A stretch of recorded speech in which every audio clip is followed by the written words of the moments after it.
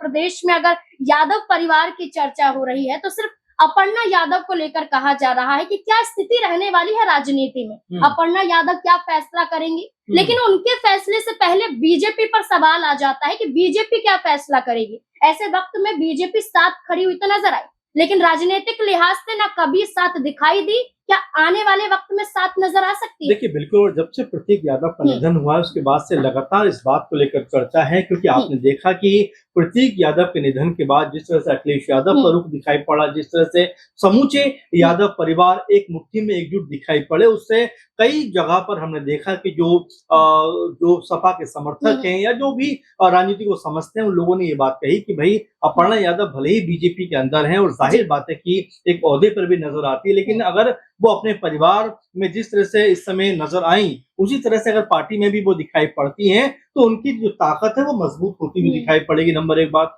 Number दूसरी बात ये देखिए, अब उनके साथ में उनके पति नहीं है, उनका निधन हो चुका है, तो ऐसे में सबसे ज्यादा या सेफ और महफूज जगह कोई है तो वो उनका परिवार है। और हमने देखा कि उनकी बेटी जिस तरीके से अखिलेश यादव के साथ में बहुत खुश दिखाई पड़ी, बहुत सहज नजर आई, डिंपल यादव के साथ में बहुत सहज नजर आई, शिवपाल यादव के साथ में बहुत सहज नजर आई, वहीं आदित्य यादव के साथ में जिस तरह से व्यवहार कर रही थी, ये बताता है, दर्शाता है कि परिवार क्यों जरूरी है। क्योंकि जब बच्ची को सहारे की जरूरत थी, छोटी बेटी खासकर, जिस तरह से वो पदमजा उनका नाम है, जिस तरह से वो पूरे परिवार के साथ में घुली मुली दिखाई पड़ी और जिस तरह से पूरा परिवार उनको संभालता हुआ दिखाई पड़ा, तो ये लगभग लोगों का कहना है कि भाई अपर्णा यादव को कम से कम अपने परिवार की तरफ लौटना चाहिए। राजनीति ही तो करनी है। अगर आप देखेंगे 2017 में बाकायदा सपा की तरफ से उनको चुनाव में भी लड़ने का मौका मिला। ये और बात है कि चुनाव वो